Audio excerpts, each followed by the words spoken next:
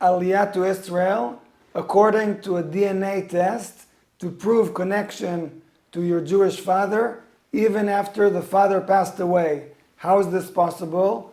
Well, this is done through a DNA test with a brother in order to prove the same father, and after that, Aliyah to Israel. Sounds complicated? Maybe it is a little bit complicated, but this is a real story that we got not long ago, whereby a brother, we'll call him Sergey, from Russia, came to us and said, I want to make Aliyah to Israel. I know I have a half-brother in Israel, but my father, who has passed away, is not even registered as my father in my birth certificate. Why is this father not registered in the birth certificate? Well, this son, Sergey, was born through an extramarital relationship that this father, this Jewish father, had with a Russian non-Jewish mother.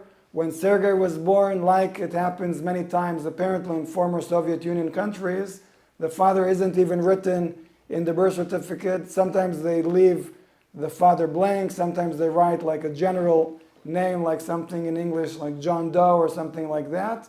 Well, he didn't have any way to prove that this Jewish person was his father. He already passed away. In normal circumstances, we can do a DNA test, a paternity test, to prove that this is really the father.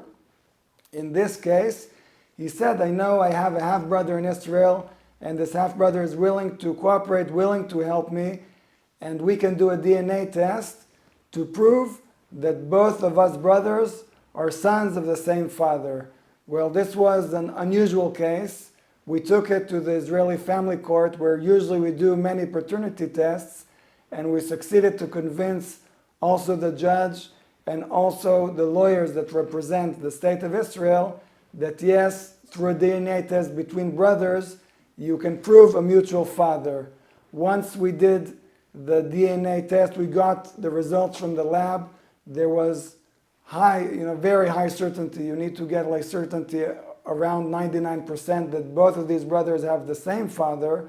Once we got that in a verdict by the court, you can go to the Israeli Ministry of Interior and say, listen, one brother made Aliyah, all the documents are correct according to his Jewish father. Now the second brother that he wants to make Aliyah, he also has the same father, he's Jewish, and we're always happy to help people immigrate to Israel, make Aliyah. We were happy to help Sergey. We know that he's willing to come to Israel even in these times.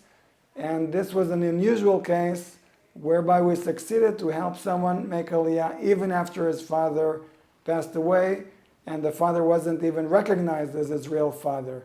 So if you have any questions regarding immigration or Aliyah to Israel, please contact us.